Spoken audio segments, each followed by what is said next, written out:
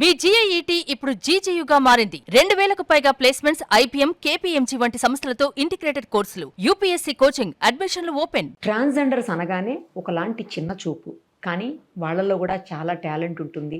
అలాగే చాలా మంచి వాళ్ళు కూడా ఉన్నారు. మంచి పదవుల్లోనూ మంచి ఉద్యోగాల్లోనూ రాణిస్తున్న వాళ్ళు ఉన్నారు. అలాగే ఇప్పుడు ప్రస్తుతం మనతో పాటు నా ఎదురుగుండా ఉన్నారు స్నేహ గారు. తను రీసెంట్గా వరంగల్ జిల్లా మొత్తానికి కాంగ్రెస్ పార్టీ నుంచి కార్యదర్శిగా ఎంపికయ్యారు. ఒక్కసారి తనతో మాట్లాడదాం. నమస్తే అండి. నమస్తే అండి. First of all congratulations. Thank you so much. చాలా హ్యాపీగా అనిపించింది మీరు అయ్యారని తెలియగానే. బట్ ఇప్పటికే లేట్ అయింది. మిమ్మల్ని 2 సార్లు కాంటాక్ట్ చేశాం, కానీ మీరు బిజీ, ఆ తర్వాత మీరు వస్తానన్నప్పుడు మేము బిజీ అయ్యాము, అవ్వలేదు. మొత్తానికి ఇవాళ అయితే మా ఎదురుగుండా ఉన్నారు. ఎలా అనిపిస్తుంది? ఫస్ట్ మీ ఫీలింగ్ ఏంటో చెప్పండి. సో ఫస్ట్ ఆఫ్ ఆల్, నాకు ఒక ట్రాన్స్జెండర్ స్నేహగా గుర్తింపు ఎంత మనము మంచి అచీవ్మెంట్ చేసినా కూడా ఏదో ఒక చోట మమ్మల్ని వివక్షతగానే చూస్తూ ఉంటారు. మమ్మల్ని సక్సెస్ఫుల్గా ఎంత ముందుకు వెళ్దామని ఎక్కడో ఏదో ఒక పొరపాటు చేసిన వాళ్ళని పట్టుకొని చూసి అందరినీ ఒకేలాగా చూసేవాళ్ళు. సో నేను చాలా అవమానాలు పడ్డాను, ఇటు ఫ్యామిలీ నుంచి, సొసైటీ నుంచి చాలా అవమానాలు పడ్డాను. నా స్టడీ ఎంఎస్ సోషియాలజీ కంప్లీట్ అయిపోయింది. సో ఎంఎస్ సోషియాలజీ కంప్లీట్ అయిపోయింది. అండ్ గ్రూప్ 2 కూడా రాయడం జరిగింది. అండ్ కొన్ని కాంట్రాక్ట్ బేసిక్స్లో జాబ్స్ ట్రై చేయడం జరిగింది. చాలా ట్రై చేశాను. ఎక్కడికి వెళ్ళినా ఏదో ఒక చోట అవమానాలు అవి ఇవి జరుగుతూ ఉండేది నాకు. సో బెగ్గింగ్కి వెళ్ళే చోట అవమానాలు, ఎక్కడికి వెళ్ళినా ఏదో ఒక అవమానించేవాళ్ళు. సో ఇది ఈ యొక్క కాంగ్రెస్ ప్రభుత్వం వచ్చిన తర్వాత నిజంగా ఇది మాకు ఇచ్చిన అరుదైన గౌరవం అనుకుంటున్నాం మేము. నిజంగా చెప్తున్నాము. అంటే ఇది ఒక ట్రాన్స్జెండర్ కాంగ్రెస్ దాంట్లో ఒక పదవిని ఇవ్వడం అనేది మామూలు విషయం కాదు. నాకు ఆ సార్ వాళ్ళు ఆ మెమరం ఇవ్వడము అండ్ ఐడి కార్డు ఇవ్వడము, కండువ కప్పే టైంలో కానీ నిజంగా చెప్తా అవి నేను చూస్తే అందరు క్లాప్స్ కొడుతుంటే నా కళ్ళలో నీళ్ళు తిరిగిపోయాయి ఆ రోజు. అంటే చప్పట్లు కొట్టుకుంటూ అడుక్కునే మమ్మల్ని ఎక్కడ చూసి వివక్షత నెట్టి పడేసేవాళ్ళు మమ్మల్ని చూస్తే. అదే చప్పట్లు కొడుతూ నన్ను అభినందిస్తున్నారు. నిజంగా అది కాంగ్రెస్ పార్టీకి మేము అవమానపు చప్పట్లు అభినందన చప్పట్లుగా మారాయి. నేను చెప్పాను కదా ఇందాక ఎన్ని చోట్ల అవమానాలు పడ్డాం అనేది. ఆ పడ్డ చోట్ల అవమానాలంతా బాధ కూడా అక్కడ నాకు ఆనంద పాష్పాలుగా మార్చాయి. నిజంగా అది నేను నా హార్ట్ఫుల్ గా నేను నా కాంగ్రెస్ ప్రభుత్వానికి నేను థ్యాంక్స్ చెప్పాలి. నిజంగా అంటే ఒక ట్రాన్స్జెండర్స్ కూడా వాళ్లకు అన్నిట్లలో రాణించే అవకాశం కల్పించాలి అనే థాట్ వాళ్ళకి రావడం అనేది మామూలు విషయం కాదు. నిజం. ఈ మధ్యకాలంలో హైడ్రాలో ఏర్పాటు చేశారు మీకు ఉద్యోగాలు. చాలా మంది నేనే చాలా మందిని ఇంటర్వ్యూ చేశాను ట్రాన్స్జెండర్స్ ని. తర్వాత ట్రాఫిక్ కంట్రోల్ చేసే దాంట్లో కూడా చాలా మంది ట్రాన్స్జెండర్స్ ఉన్నారు. అంటే ఒక గౌరవప్రదమైనటువంటి స్థానంలో మిమ్మల్ని ఉంచితే మీరు ఆ బెగ్గింగ్ అనేది మానేస్తారు, మీరు కూడా అందరితో పాటు సమానంగా ఒక వృత్తిలోనో ఒక ఉద్యోగంలోనో రాణిస్తారు అన్న ఉద్దేశంతో ఈ రకమైనటువంటి అవకాశాలు మీకు కల్పిస్తున్నట్టున్నారు. తప్పకుండా. అంటే మార్పు అనేది రావడం కోసమే ఎదురు చూస్తున్నాం మేము. ఏ ట్రాన్స్జెండర్ కూడా బెగ్గింగ్ చేయాలని చెప్పేసి అని కోరుకోదు. ఏ ట్రాన్స్జెండర్ కూడా వెళ్ళి సెక్స్ వర్క్ చేయాలని చెప్పేసి కోరుకోదు. అక్కడ పడే అవమానాలు చాలా ఉంటాయి. మేము అన్నట్టుగా మా ట్రాన్స్జెండర్స్కి మాకు ఒక జీవనాధారము బెగ్గింగ్ అని మేము అంటాము.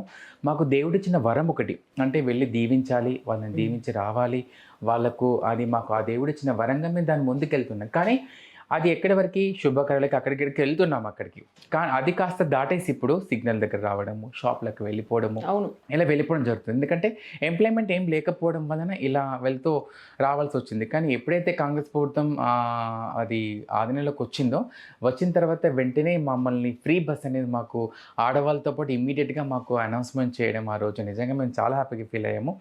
ఆ తర్వాత మాకు మళ్ళీ వెంటనే హైడ్రాలో అండ్ తర్వాత కానిస్టేబుల్ దాంట్లో ఇవ్వడము, ప్రతి దాంట్లో అంటే అందులో కొంత వీళ్ళకి ఇచ్చి చూస్తే ఎలా ఉంటుంది అని చెప్పి చూశారు. తప్పకుండా సక్సెస్ అయ్యారు. సో ట్రాఫిక్ వాలంటీర్స్ అయిపోయిన తర్వాత నెక్స్ట్ వచ్చేసి ఇప్పుడు దీంట్లో మన హైడ్రాలో కూడా ఇవ్వడం జరిగింది. మెట్రోలో కూడా చేస్తున్నారు ఇప్పుడు. మెట్రోలో కూడా 17 మెంబర్స్ ఏమో జాయిన్ అవ్వడం జరిగింది. సో దాంట్లో కూడా చేస్తున్నారు. అంటే బెగ్గింగ్ అనేది చాలా మందికి అనుకుంటారు వీళ్ళు ఎక్స్ట్రా మనీ కోసం ఇలా చేస్తారు అలా చేస్తారు అని చెప్పేసి అనుకుంటారు. అంటే మనీ కోసం తప్పకుండా ప్రతి ఒక్క మనిషికి డబ్బు అవసరమే. డబ్బు అవసరం, బ్రతుకు తెరువు కోసం అవసరమే. కానీ ఒక అబ్బాయికి ఒక అమ్మాయికి ఉండే ఖర్చు ఎక్కువ. మా నార్మల్ ఖర్చు అయితే ఒక ట్రాన్స్జెండర్ ఉండే ఖర్చు అధిక ఖర్చు. ఎందుకు? రూమ్ రెంట్ కామన్గా అయితే ఇప్పుడు ఒక కామన్ ఫ్యామిలీ మెంబర్స్కి అయితే రూమ్ వచ్చేసి 4,500 5,000 తీసుకుంటారు. మాకు వచ్చేసి 10,000 అండ్ మళ్ళీ 5 months అడ్వాన్స్ ఇవ్వాలి, వాళ్ళు పెట్టే రూల్స్ పాటించాలి. సో అవన్నీ చేయాలి. సో నార్మల్గా ఆటో ఎక్కితే ఇప్పుడు మనం కామన్గా ఆటో ఎక్కితే వెళ్తే ఏమంటారు వాళ్ళని 100 రూపీస్, మనం 25 అంటే మనం నార్మల్గా దిగే దగ్గర అదే మేము ఎక్కితే మినిమం 200 ఇవ్వాలి వాళ్ళకి. ఎందుకు అంటే మీరు ఎక్కితే ఎవరు ఎక్కరు కదా. సో ఇలాంటి వారు రావడము, సో ఇట్లాంటి అవమానాలు పడుతున్న మాకు నిజంగా మాకు ఫ్రీ బస్ అనేది రావడం అండ్ ఇలాంటి అవకాశాలు రావడము నిజంగా చాలా హ్యాపీగా అనిపించింది. ఒకసారి బస్లో నాకు ఒక అవమానం జరిగింది. అది నా యూట్యూబ్ ఛానల్ ఇంకా ఉంది మేడం. నేను మా అన్నయ్య వాళ్ళ ఇంటికి వెళ్తున్నాను, బస్ ఫుల్ క్రౌడ్గా ఉంది. నిలబడ్డారు అంటే స్టూడెంట్సే నిలబడ్డారు అక్కడ. స్టూడెంట్స్ కొంతమంది నా పక్కన లైన్ నిలబడ్డారు. నా సీట్ పక్కన ఖాళీ, నేను వీడియో తీస్తున్నాను, వచ్చి కూర్చోవచ్చు వాళ్ళు వచ్చి అక్కడ. కానీ నా పక్కన ఎవరు కూర్చోలేదు. తన పక్కన కూర్చుండ కూడా అంత చూసే జనాల మధ్య అది నేను ఆలోచించాను. కానీ ఇప్పుడు అదే ఫ్రీ బస్లో మా పక్కనే కూర్చొని వస్తున్నారు, మా పక్కనే కూర్చొని మాట్లాడుతున్నారు. అంటే గౌరవం అనేది ఎక్కడి నుంచి రావాలంటే ఫస్ట్ మనల్ని ఆదరించే వాళ్ళ నుంచే రావాలి. సొసైటీ నుంచి కనుక మనకు కనుక రెస్పెక్ట్ అనేది వస్తే అందరూ అర్థం చేసుకుంటారు. అందులో ఒకటి ఫ్యామిలీ నుంచి కూడా రావాలి. అవును, ఇప్పుడు ఫ్యామిలీస్లో చాలా మంది ఇట్లా మేము ట్రాన్స్ అని చెప్పగానే ఏం చేస్తారంటే వెంటి వేయడము, కొట్టడము, బలవంతంగా ఇంట్లో ఉంచడము అలాంటివి చేస్తూ ఉంటారు ఫ్యామిలీస్ ఎక్కువ. ఏంటంటే వాళ్ళే ఫ్యామిలీస్ కూడా ఎక్కువ భయపడేది దేనికోసం అంటే చుట్టుపక్కల వాళ్ళ సమాజానికి, బంధువులకు. మెయిన్ మా శత్రువులు బంధువులేనండి. మా ఫ్యామిలీస్కి ఉండే శత్రువులు ఎవరంటే బంధువులే. ఏంటంటే నీ కొడుకు ఏది లేదు, నీ కొడుకు ఎందుకు అట్లా అయ్యాడు, డబ్బు కోసం అలా మార్చారు ఈ కొడుకుని. అరే ఎందుకు అలా చీర కడతారు? ఒక అబ్బాయి చీర కట్టుకోమంటే కట్టుకుంటాడా? నా హావభావాలు నా కుటుంబానికి అర్థమయ్యే విధంగా చెప్పడానికి చూసాము.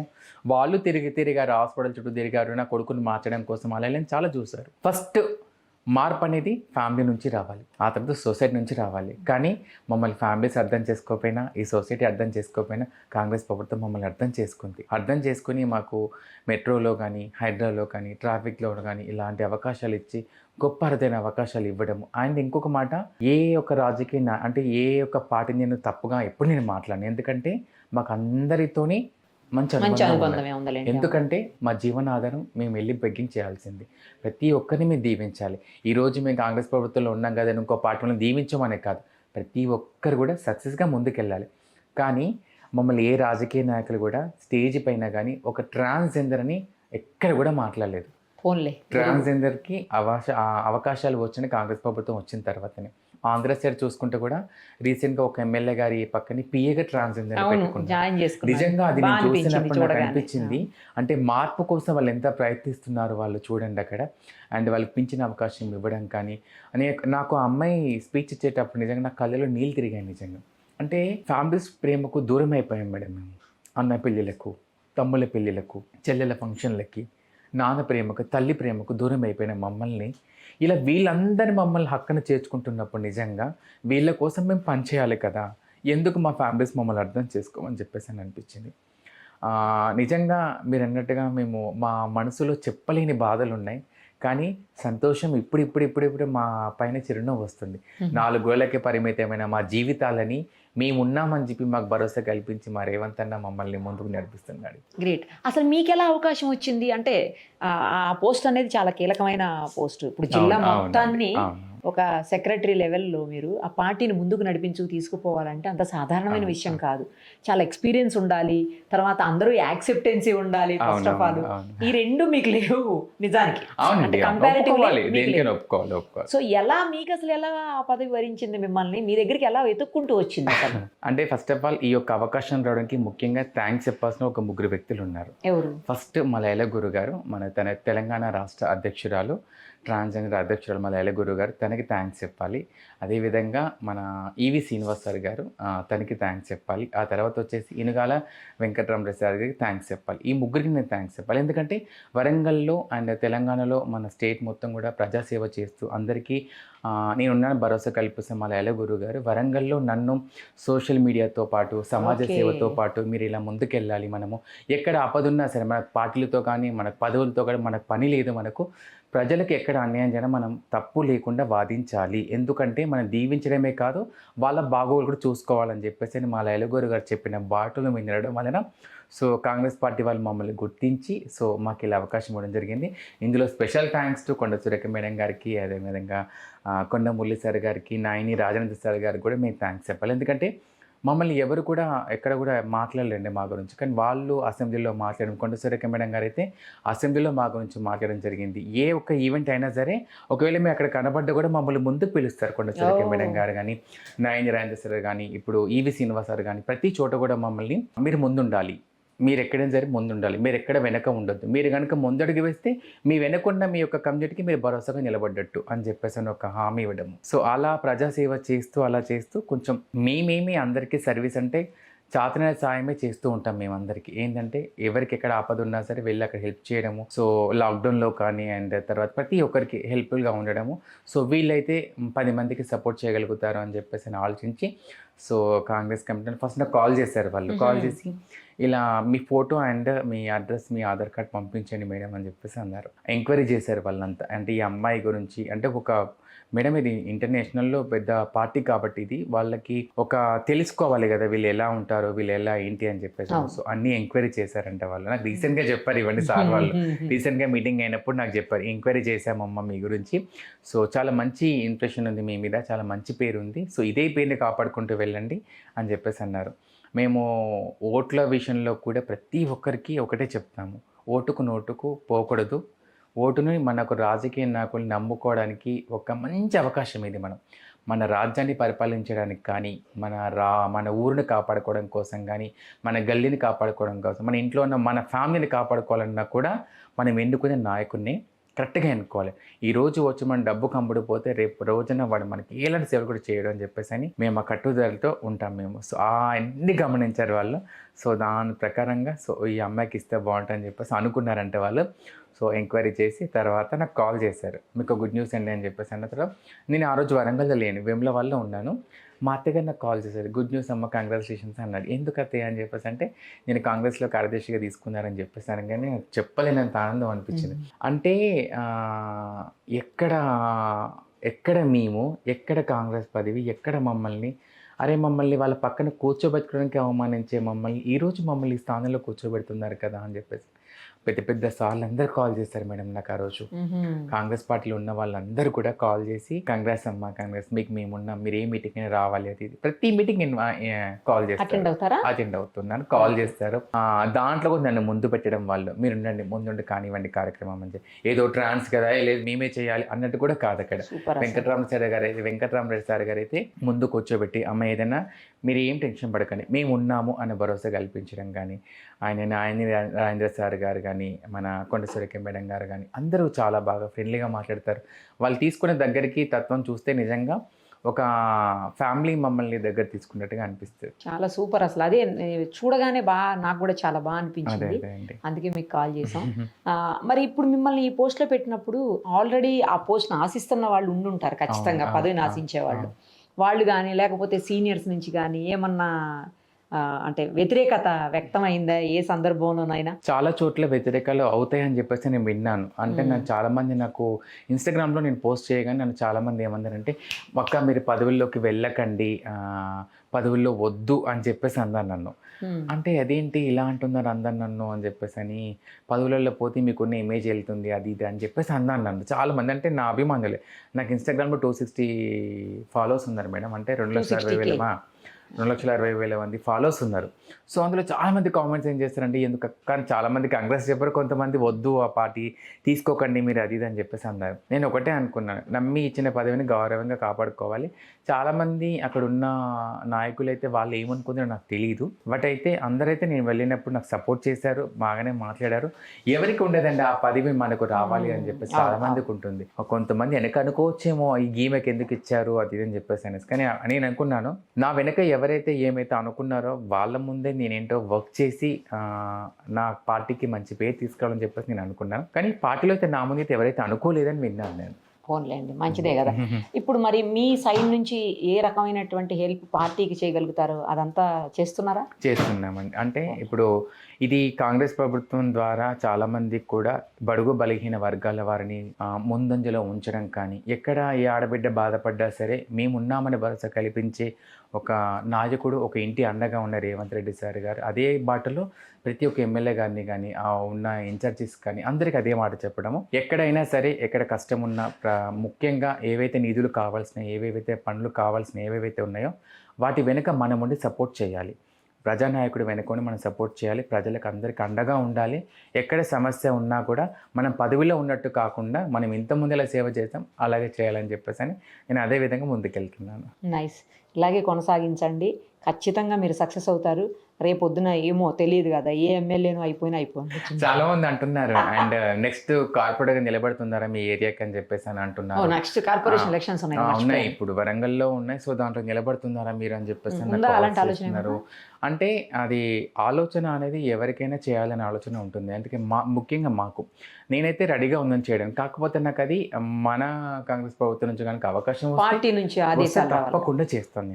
నేను ఇండిపెండెంట్గా అసలు చెయ్యను. మన పార్టీ నుంచి కనుక అవకాశం వస్తే తప్పకుండా ప్రజా సేవ చేయడానికి నేను సిద్ధంగా ఉన్నాను. అది కూడా వాళ్ళ అవకాశం ఇస్తేనే, దానికి నేను ఆశపడట్లేదు. దానికి చాలామంది మీరు విన్నట్టు ఇందాక ఈ పదవి కోసమే చాలామంది పోటీ పడుతూ ఉంటారు అన్నట్టు. సో ఈ పదవి కోసం కూడా చాలామంది ఇప్పుడు కార్పొరేట్ చాలామంది పోటీ పడుతూ ఉంటారు. సో నాకు అవకాశం వస్తే వినియోగించుకుంటాను తప్ప నేను దానికోసం పోటీ అయితే పడట్లేదు. అంతే. సూపర్, బాగా చెప్పారు. అన్నీ బాగున్నాయి, అంతా బాగుంది. కానీ ఏంటంటే మీ సైడ్ నుంచి, అంటే నేను అది కాసేపు రాజకీయాలు తెద్దాం, మామూలు ఇంటర్వ్యూ అనుకోండి కాసేపు. ఇది ఇప్పుడు వెళ్తారు మీరు చాలా చోట్లకి ఆశీర్వదించడం కోసం వెళ్తారు, చాలా రకాలైనటువంటి ప్లేసెస్ లాంటి, అది శుభకార్యాలు కావచ్చు లేకపోతే ఏదైనా షాప్ ఓపెనింగ్స్, అట్లా అన్ని దగ్గరకి మీరు వెళ్తారు.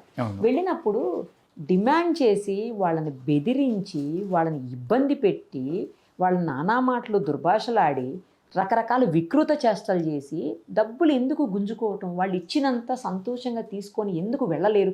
ప్రతి చోట మీరు వచ్చారంటే భయపడిపోతారు ఆ యజమానులు, లేదంటే ఆ ఫంక్షన్ అవుతున్నప్పుడు అరే ఫంక్షన్ స్పాయిల్ అయిపోద్దేమో, వీళ్ళు రావడం వల్ల ఇబ్బంది పడతామేమో అని చెప్పి వాళ్ళు జరుగుతున్న పూజ మీద కూడా కాన్సన్ట్రేట్ చేయకుండా ఇటు మీ మీదే కాన్సన్ట్రేట్ చేయాల్సినటువంటి పరిస్థితి తీసుకొస్తున్నారు. నేను అందరిని అనట్లేదు, చాలా చోట్ల మేజర్గా ఇదే జరుగుతుంది. ఎందుకు అంత ఇబ్బంది పెట్టి మీరు ఏం సాధిస్తారు? మేడం ఇది చాలా మంచి ప్రశ్న వేశారు మీరు. ప్రస్తుతం సొసైటీలో మాపై ఉన్న అపోహ ఒకటి ఉంది. అంటే వీళ్ళు ఇలాంటి వాటికి వస్తారు, డిమాండ్ చేస్తారు, అది అని చెప్పేసి అని అంటారు. మా దాంట్లో కొంతమంది నకిలీ ట్రాన్స్ కూడా ఉన్నారు. నకిలీ ట్రాన్స్ ఎవరంటే ఇప్పుడు పెళ్ళిళ్ళు అయిపోయి అండ్ అంటే ఒకప్పుడు ఊళ్ళల్లో నాటకాలు అవి వేసేవాళ్ళు ఒకప్పుడు. సో వాళ్ళంతా బహిరూపులు అంటారు వాళ్ళని. సో వాళ్ళు కూడా మాకంటే ముందే అక్కడికి వచ్చేయడము, సో ముందే అక్కడ గొడవ చేసేయడము, డబ్బులు ఎక్స్ట్రా మాట్లాడము, ర్యాష్గా మాట్లాడము, గలీజ్గా మాట్లాడము, అలాంటివి చేస్తుండేవాళ్ళు. వీళ్ళంతా ఎక్కడ తయారైపోతారంటే మేడం మన సులభ్ కాంప్లెక్స్లలో రెడీ అయిపోతారు. వాళ్ళకి ఫ్యామిలీస్ ఉంటాయి, పిల్లలు ఉంటారు, భార్య వాళ్ళందరూ ఉంటారు.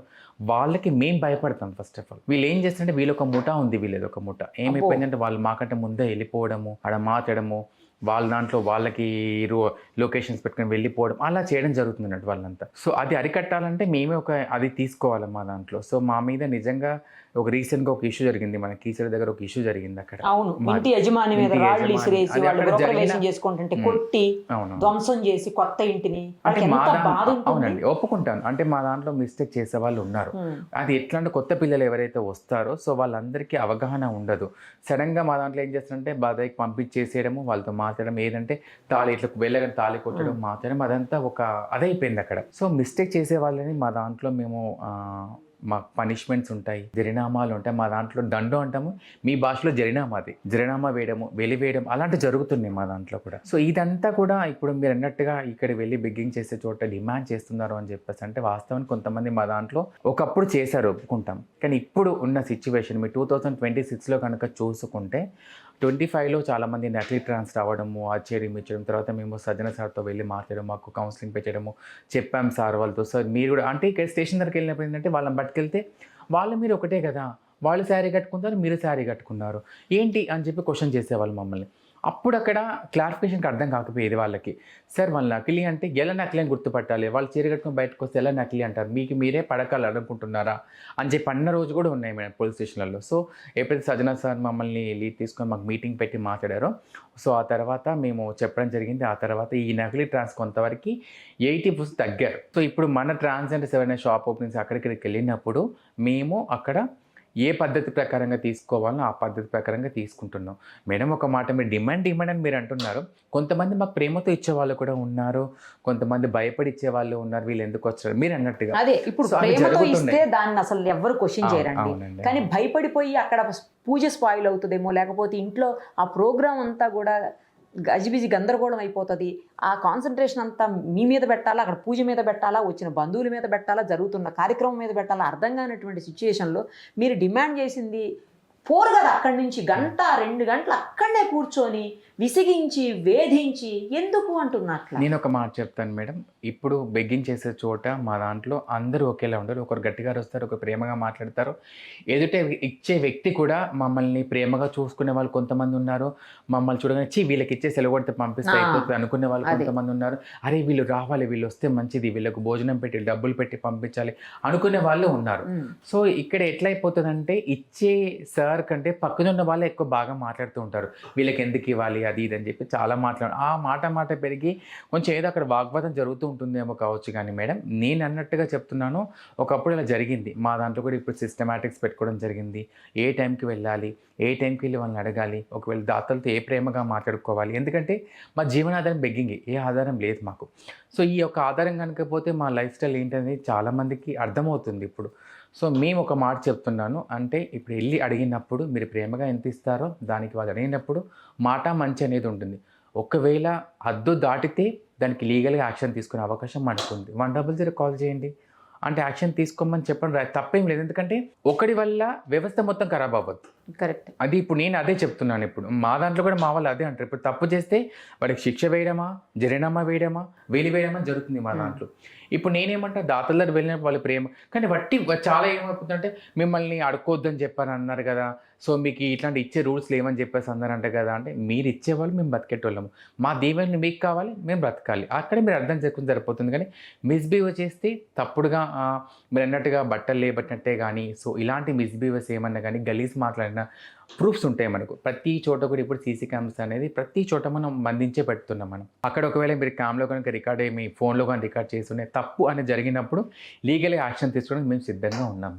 మేమే అంటున్నాం తప్పు చేసిన వాళ్ళని శిక్షించండి, కానీ అందరినీ అలా చూడకండి. అంతేగాని ఇప్పుడు మమ్మల్ని మంచిగా అడుక్కునే వాళ్ళ కడుపు మీద కొడుతున్నారు. ఇప్పుడు ఎక్కడో కూకట్పల్లిలో ఒక ఇష్యూ జరిగింది, అదంతా తెలంగాణ రాష్ట్రం మొత్తం ప్రత్యేకించి అందరి నోటి మీద పడ్డట్టే కదా మేడం. సో అలా కాకుండా మేము ఒక రూల్స్ అయితే పెట్టుకోవడం జరిగింది. ఇప్పుడు ఎక్కడ తప్పు జరిగినా కూడా అది వెంటనే వాదించడము, దాని వెంటనే యాక్షన్ తీసుకోవడము, లీగల్గా పోలీస్ వాళ్ళకి అప్పచెప్పడము, అవన్నీ జరుగుతున్నాయి. ఇప్పుడు మాకంతా స్టేట్ లెవెల్ గ్రూప్ ఫామ్గా అవ్వడం జరిగింది. ఏదైనా సరే ఇప్పుడే 2026లో తగ్గింది మేడం, నేను ఒప్పుకుంటున్నాను. 2026లో తగ్గింది. అలాంటి కామెంట్స్ ఎక్కువ రావట్లేదని చెప్పి నేను అనుకుంటున్నాను. నేనైతే లేదండి, జరుగుతూనే ఉన్నాయి, నడుస్తూనే ఉన్నాయి, బెదిరించే చోట్ల బెదిరిస్తూనే ఉన్నారు. అంటే మీకు ఎక్కడ ఏదో అనుభవం జరిగి ఉన్నట్టుంది. సో ఆ అనుభవాన్ని కాస్త మీ యొక్క లేదు అనేక ప్లేసెస్లో మాకు కంప్లైంట్లు కూడా వస్తుంటాయండి. రెగ్యులర్గా కంప్లైంట్లు, మేడం ఇక్కడ ఇది చేశారు, అక్కడ ఇది చేశారు, పోనీండి వాళ్ళు ఎంతో కొంత ఇచ్చి పంపించేసేయండి అని చెప్పిన సందర్భాలు కూడా మేము ఉన్నాయి. వినట్లేదు మేడం అని ఫోన్లు చేస్తుంటారు. అంటే ఇప్పుడు మనం ఏం చేస్తాం, ఇప్పుడు ఒక ఓనర్ స్తోమత తగ్గట్టు ఇస్తారు, అది ఇవ్వడం అనేది గొప్ప. అది ఆ దేవుడు మాకు ఇచ్చిన వరాన్ని మనం దాన్ని యూటిలైజ్ చేస్తాం. బెదిరించడం కూడా తప్పది. అది చేస్తాం, ఇది చేస్తాము, 100 మందిని దించుతాము, 200 మందిని దించుతామంటే దించండి, చూస్తారు ఆ తర్వాత ఏం జరుగుతుందో. పోలీసులు కూడా ఉంటారు కదా, వ్యతిరేకంగా చేయలేరు కదా, అంతమందిని దించడం ఏంటి అసలు, ఎందుకు దించుతారు? అదేం బెదిరింపు అనాల్సిన అవసరం కూడా లేదు. సో కాబట్టి ఏంటంటే మనము ఒకటే చట్టపరంగా చూసుకోవాలి. నేనైతే అదే చెప్తాను మేడం. ఎందుకంటే ఇది నాకు రాబోయే జనరేషన్కి మనం ఒక ఆదర్శంగా నిలబడాలి. వ్యవస్థ అనేది రేపు మన పెద్దవాళ్ళు మనకి ఏం సంపాదించి పెట్టారు, మన ఇప్పుడు కుటుంబంలో ఒక తాత ఏం సంపాదించి పెట్టారు, మన ఆస్తి సంపాదించి పెట్టాడు. అదే ట్రాన్స్జెండర్ వ్యవస్థలో పెద్దవాళ్ళు మా కోసం ఏం చేసి పెట్టారంటే మనకు మంచి మర్యాద, మనకు రెస్పెక్ట్ అనేది తీసుకొచ్చి పెట్టారు వాళ్ళంతా అని అనుకునే విధంగా ఉండాలి.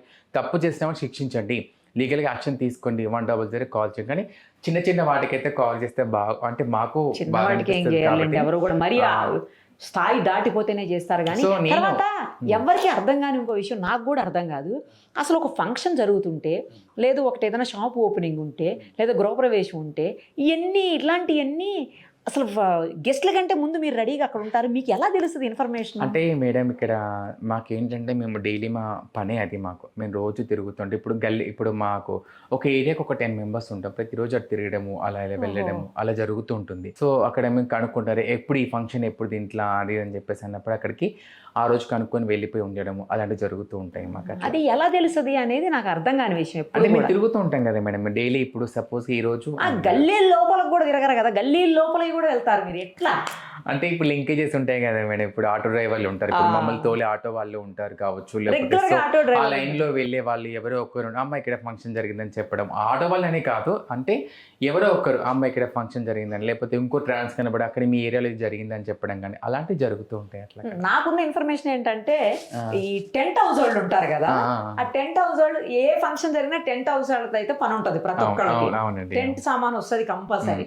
వాళ్ళ నుంచి మీకు లింక్స్ ఉంటాయి, వాళ్ళే మీకు ఇన్ఫర్మేషన్ చెప్తారు, పలానా చోట ఈ రోజు లేదా ఈవినింగ్ ఈ ముందే వస్తాయి కదా టెంట్ సామాను, సాయంత్రం ఫంక్షన్ అయితే పొద్దునే వచ్చేస్తాయి, రేపు ఫంక్షన్ అయితే ముందు రోజు నైట్ వస్తాయి, పొద్దున్నే ఫంక్షన్ ఉందని చెప్పి వాళ్ళే చెప్పి మీ నుంచి కొంత అమౌంట్ వాళ్ళు కూడా తీసుకుంటారు, మీరు మీ నుంచి కొంత పర్సెంటేజ్ వాళ్ళకి కూడా ఇస్తారు అని విన్నా. లేదండి, అదంతా అబద్ధము. ఎందుకంటే మేము డైలీ మేడం మార్నింగ్ 6 గంటలకు లేస్తే రెడీ అయిపోయి మా పని అది, గల్లి తిరుక్కోవడము అడుక్కోవడం మా పని అది. ఎందుకంటే సాయంత్రం పొద్దున 6 నుంచి సాయంత్రం 6 గంటల వరకు ఎక్కడ ఏ ఇంట్లో పండుగ జరుగుతుంది, ఏ ఇంట్లో అడుక్కోవాలనే పనే మాది మాకు.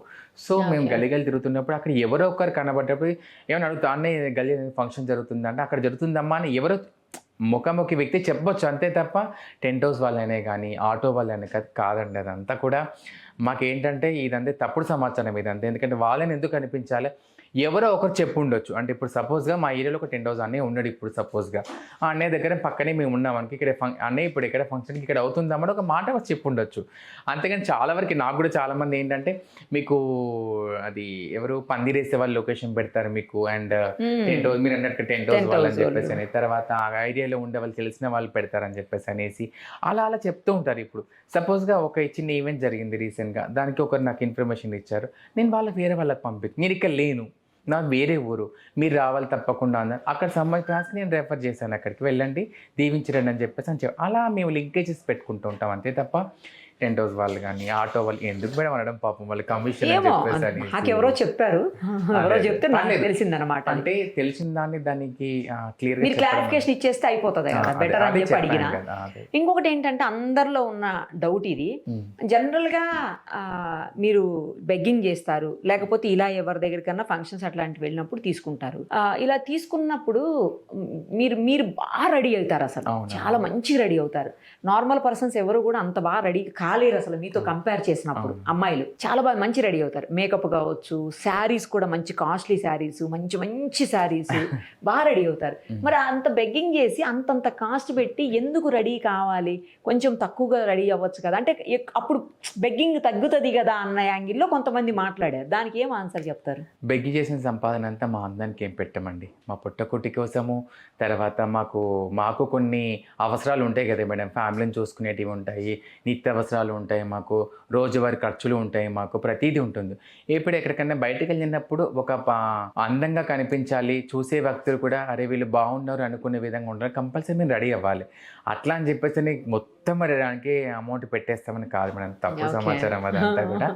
సో అంటే మేము ఒక పుట్టుక అబ్బాయి పుట్టుక, జెండర్ చేంజ్ అయ్యేది మేము అమ్మాయిలా, మా హావభావాలు మా యొక్క జీన్స్ ప్రభావాలు ఇలా చేంజ్ అవుతాం. మేము చేంజ్ అయిన తర్వాత మా కోరిక ఏంటంటే అమ్మాయిల కంటే అందంగా ఉండాలి. సో మమ్మల్ని చూసినా కూడా వీళ్ళు చాలా బాగున్నారు అని చెప్పేసి అనిపించుకో మనసు. మీరు నమ్ముతారో నమ్మరో మేడం, మీరు ఇందాక అంటున్నారు కదా చాలా బాగుంటుంది, మీరు ఆ మాట విన్నప్పుడు మా మనసుకి ఎంత సంతోషాన్ని ఇస్తుంది అంటే నిజంగా అరే మేము ఇంత బాగున్నామా అని చెప్పేసి మా మనసుకు అనిపిస్తుంది. అంటే ఇంత పద్ధతిగా మేము ఉండాలి, ఇంత మోడర్న్గా, అంటే ఒక్కొక్క స్టైల్లో ఉంటారండి.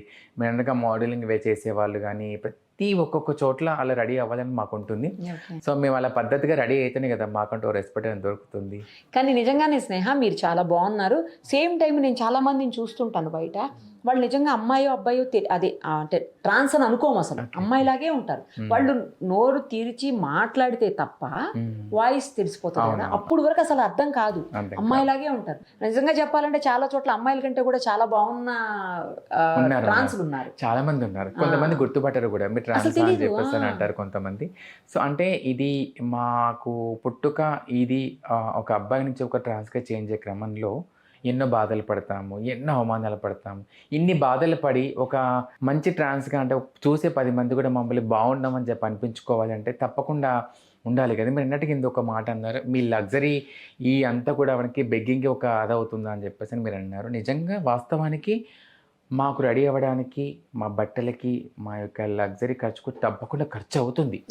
ఎందుకు అంటే ఇప్పుడు శారీకి స్టిచ్చింగ్కి కానీ వాటికి వీటికి ఇప్పుడు ఒక ఆడవాళ్ళకి ఎంత ఖర్చు అవుతుందో మాకు అతకే మించి ఖర్చు అవుతుంది. మేము ఎందుకంటే దాన్ని కాపాడుకోవాలి, మమ్మల్ని చూడగానే మమ్మల్ని ఒక మెచ్చుకోవాలి చూసే.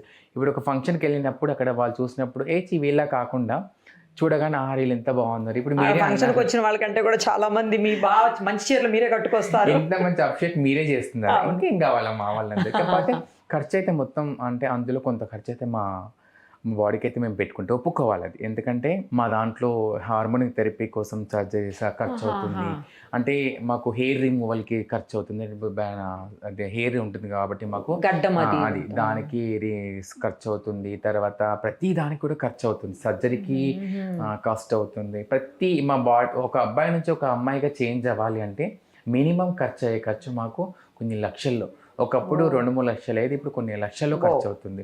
సో దానికి అంటే ఇదంతా తీసుకొచ్చి జనాల మీద ఇబ్బంది పెడతామని కాదు, మా పుట్టుక ఇది, మేము ఇదే బతకాలనుకుంటున్నాం కాబట్టి.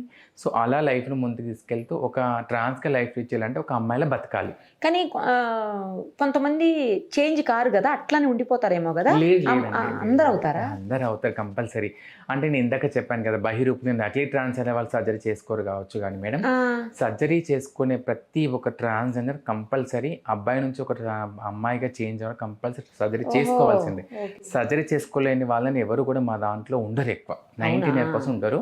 సో ఒకవేళ ఎవరికైనా డిసీజ్ కానీ ఒకవేళ ఆరోగ్యం బాగాలేకపోయినా అలాంటి వ్యక్తులు ఏమైనా ఉండి ఉంటారు.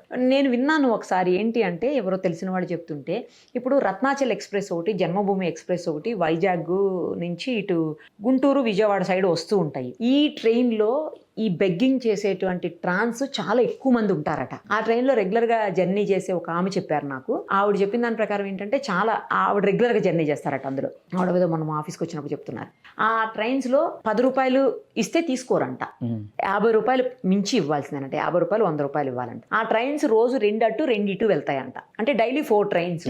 4 ట్రైన్స్లో ఎంత తక్కువ వేసుకున్నా కూడా జనం 1000 పైనే జర్నీ చేస్తారంట. సో ఇట్లా చూసుకుంటే వాళ్ళు సంపాదించేది ఒక్కొక్క ట్రైన్ నుంచే 1,00,000 రూపాయల వరకు ఉంటుంది.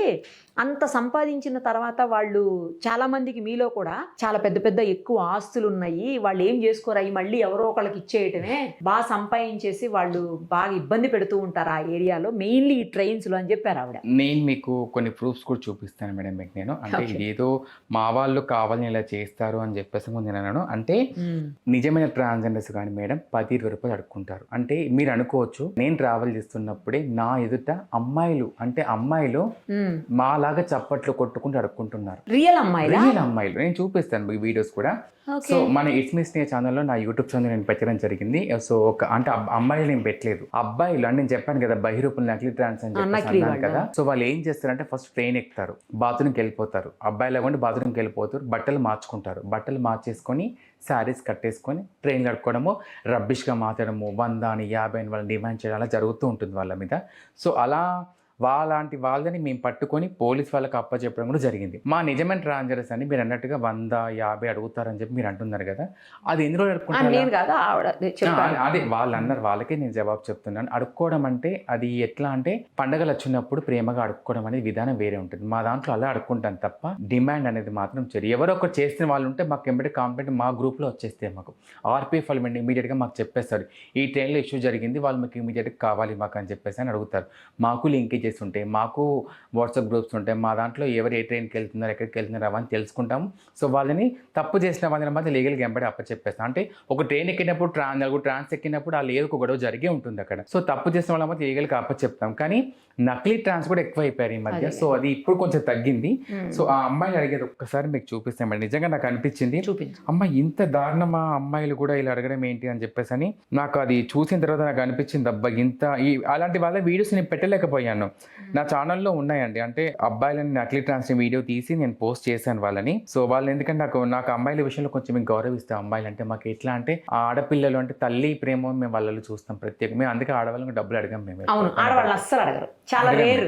చాలా రేర్గా అడుగుతాం ఆ అమ్మాయిల్ని మేము, ఎందుకంటే కనబడ్డప్పుడు అక్కడ ఉన్నప్పుడు వాళ్ళు ఏదైనా మాట్లాడిన ఇవ్వండి నాకు అది కూడా డౌట్ ఉంది, ఎందుకు ఆడవాళ్ళని ఓన్లీ మగవాళ్ళని అడుగుతారు ఎందుకు అని. అంటే ఆడవాళ్ళని ఎందుకు అడగమంటే మేడం, మాకు దేవుడు ఇచ్చిన వరం ఏంటంటే ఆ కుటుంబాన్ని గౌరవించాలి, ప్రతి ఒక్కరిని వెళ్ళి అడుక్కోవాలని చెప్పేసి అన్నారు. మాకేంటంటే మా పెద్దవాళ్ళు ఏంటంటే ఆడవాళ్ళు కనబడ్డప్పుడు వాళ్ళని దీవించాలి. సో వాళ్ళలో ఒక అమ్మని చూస్తాం, మేము చెల్లిని చూస్తాం, అక్కని చూస్తాం. ఫస్ట్ ఆఫ్ ఆల్ ఫ్యామిలీ నుంచి బయటకు వచ్చేస్తాము. తల్లి ప్రేమ దూరం అవుతుంది, అక్క చెల్లి ప్రేమ దూరం అయిపోతుంది. అన్నలు తమ్ముళ్ళు వాళ్ళేగా మా శత్రులు, మమ్మల్ని రానికపోవడం కానీ. సో వాళ్ళ కుటుంబాలు వాళ్ళ చేయడం, వాళ్ళ తల్లి ఎప్పుడు కొడుకుని దూరం పెట్టదు. మమ్మల్ని ట్రాన్స్గా చేంజ్ అయినా సరే వాళ్ళని ఏదో ఒక రకంగా చూడాలని అనుకుంటాం మా ఫ్యామిలీ మెంబర్స్. సో అట్లా కొంచెం ఫ్యామిలీ మీ లేడీస్ని అయితే మేము ఎక్కువ అడగం. అడగరు. తర్వాత ఈ మధ్యకాలంలో చూస్తుంటే ఎక్కువగా వీటి దగ్గర కూడానండి, ఏమంటారు, సిగ్నల్స్ దగ్గర ఈమె లేడీ తన లేడీ. ఈ అమ్మాయి అంటే ఒక గ్రూప్ ఉంది వీళ్ళది కూడా, వీళ్ళెక్కి ఇలా చప్పట్లు కొట్టి అడుగుతూ ఉంటారు. లేడీసే. ఇది ట్రాన్స్ కాదు వీళ్ళు, కాకపోతే నేను ఎక్కడ కూడా దీని గురించి మాట్లాడలేదు, ఎందుకంటే ఇందులో అమ్మాయిలు ఉన్నారు దాంట్లో. సో వాళ్ళు అర్థం చేసుకుంటారు కావచ్చు అని చెప్పి నేను అనుకున్నాను. ఇంకొక విషయం ఏంటంటే మేడం, నేను బాంబే వెళ్ళినప్పుడు కానీ ఇటు ఎక్కువ సైడ్ ఎక్కువ లింగంపల్లి దాటిందంటే ఎక్కువ వాళ్ళు నకిలీ ట్రాన్సే వస్తారు ఎక్కువ. మా వాళ్ళు లింగంపల్లి వరకు ఎక్కువ వెళ్తారు. లింగంపల్లి దాటినామంటే నకిలీ ట్రాన్స్ చాలా మంది కూడా ఇట్లా వెళ్ళడము, ఇలా అడుక్కోవడము, ఇలా చేయడము జరుగుతుంది. నేను కనుక ట్రావెల్ చేసినప్పుడు కనుక వాళ్ళు నాకు కనిపించినప్పుడు నేను ఇమ్మీడియట్గా నేను ఆర్ఫీకి కాల్ చేస్తాను, సార్ వీళ్ళని పట్టుకెళ్ళండి. నేను ఇక్కడ పట్టుకుని దిగాను, ఒకసారి కాజీపేటలో పట్టించాను, ఒకసారి సికింద్రాబాద్లో పట్టించాను, ఒకసారి నేను ట్రావెల్ చేశాను ఉప్పల్లో కూడా పట్టించాను ఒకసారి. సో ఏంటంటే మాకు ఇలా చేయడం వల్ల ఏమైపోతుందంటే మేడం, నిజమైన ట్రాన్స్జెండర్స్కి కడుపు మీద పడుతుంది కదా మేడం. అవునులేండి. అట్లా మరి ఇప్పుడు ఈ సిగ్నల్స్ దగ్గర ఎందుకు కొత్తగా సిగ్నల్స్ దగ్గర కూడా స్టార్ట్ చేశారు? ఏం అవసరం సిగ్నల్స్ దగ్గర? తర్వాత రోడ్లో కూడా రాళ్ళు పెట్టి మరి చాలా చోట్ల కార్లు వెళ్ళేటప్పుడు ఆపేస్తున్న సందర్భాలు ఉన్నాయి. అంటే మెయిన్ హైవేలో కాదు, ఇదిగోండి తను ఒక నకిలీ, ఇవి నకిలీ, తను నకిలీ. సో ఇలాంటి వాళ్ళని మనము మేము ఇలాంటి వాళ్ళని ఏం చేస్తున్నామంటే పోలీస్ వాళ్ళకి ఎంబడే పట్టించడము. కొన్ని చోట్ల అంటే ఇది చేయడం వల్ల మా మీద నిజంగా చాలా వరకు నాకు చాలా బాగా యూట్యూబ్లో వ్యూస్ కూడా వెళ్ళాయి. వాళ్ళందరూ ఏమందరంటే, ఇలా మిమ్మల్ని గుర్తించలేకనే మేము ఎవరు వచ్చారో మాకు తెలియదు కదా, మాకు వీళ్ళు ట్రాన్స్ అని అనుకుంటాం కదా. అక్కడ వాళ్ళ తప్పు కాదు, అక్కడ మా తప్పు, వాళ్ళని వెలివేయకపోవడం మా తప్పు. ఇవన్నీ 25 ముందు జరిగినాయండి ఇవన్నీ కూడా. సో ఇప్పుడు నేను అడిగింది చెప్పండి, చాలా చోట్ల సిగ్నల్స్ దగ్గర, తర్వాత ఏమో రోడ్స్లో కూడా, హైవే కాకుండా కొంచెం మెయిన్ రోడ్స్లో రాళ్ళు పెట్టేసి కార్లు ఆపి బలవంతంగా తీసుకోవటం, అలా కూడా చాలా సందర్భాల్లో. లేదండి, అది కూడా నేను చెప్పాను కదా, మా ట్రాన్స్జెండర్స్ ఎప్పుడు రాళ్ళు పెట్టి చేసేంత తప్పు పని చేయరండి నిజంగా. సో అంటే హైవే రోడ్స్ దగ్గర ఆపి అడుక్కుంటారు, నాన్న ఇవ్వని చెప్పేసి అంటారు, నవ్విస్తారు. ఇప్పుడు మేడం ఒక కార్ అతను వచ్చాడు అంటే తను నవ్వించి ఆడించి పాడించి ప్రేమగా ఆడుకునే వాళ్ళు కొంతమంది ఉన్నారు. కొంతమందిని మేము బావాని పిలిస్తే 20 ఇస్తాడు, కొంతమందిని మామయ్య అంటే 50 ఇస్తాడు, కొంతమందిని సార్ అంటే రెస్పెక్ట్తో కొంచెం ఇస్తాడు, కొంతమందిని అన్నయ్య అంటే ఇస్తారు. ఒక్కొక్క రకంతో పిలవాలి వాళ్ళని. ఎందుకు ఎదుటి వచ్చే వ్యక్తి నవ్వుతూ మాట్లాడితే ఏ బాబా 50 రూపాయలు ఇవ్వ అంటాము. అదే ఒక ఫ్రెండ్లీగా వచ్చే చిన్న ఒక 10 రూపాయలు ఇవ్వ అని చెప్పి, అదే చాలా మందికి మేము సపోర్ట్ చేసిన వాళ్ళకు కూడా ఉంది. అదే రోడ్ సైడ్ మేము అడుక్కునేటప్పుడు ఎవరికైనా ఇబ్బంది అంటే సాయం చేసిన ట్రాన్స్జెండర్స్ చాలా మంది ఉన్నారు. ట్రైన్లలో బెగ్గింగ్ చేసేటప్పుడు డెలివరీ చేసిన ట్రాన్స్జెండర్స్ కూడా ఉన్నారు మా దాంట్లో. ఒక అమ్మాయి ప్రసవంతో వెళ్తుంది, నొప్పులతో భరిస్తుంది, ఎవరు సపోర్ట్ చేయట్లేదు అక్కడ. నిజంగా అక్కడ దేవుడు ఇష్టం, మాకు అది ఏం జరిగిందో మాకు తెలియదు. సో అక్కడ ఏం జరిగిందంటే, అక్కడ టైంకి అక్కడ పూలు అమ్మే అతను ఒక పక్కన ఉన్నాడు, ఒక అతను ఎంబడే మా ట్రాన్స్ కట్టుకున్న చీర తీసి మొత్తం కట్టేసి ఆ భోగి కాల్ చేపిచ్చేసి ఒక అమ్మాయికి ప్రసవం చేపిచ్చేసి వెంటనే దగ్గర స్టేషన్లో హ్యాండ్ ఓవర్ చేయడం జరిగింది. మంచిది. కానీ ఇలాంటి బయటికి రావుకునే డబ్బులు కూడా కొంత వాళ్ళకి ఇచ్చాము. అప్పుడు అంటారు అట్లాంటివి రావు బయటికి. సరే, తప్పు చేసినవే ట్రాన్స్జెండర్స్ మీద ఎక్కువ కనిపిస్తాయి, మంచి తక్కువ కనిపిస్తాయి. తప్పు చేసిన మీరు అన్నట్టుగా నిజంగా ఒకరు తప్పు చేస్తే అందరినీ ఒకేలా చూడకండి. ఎక్కడో ఒక చోట మిస్టేక్ చేయడం దాన్ని చూడండి.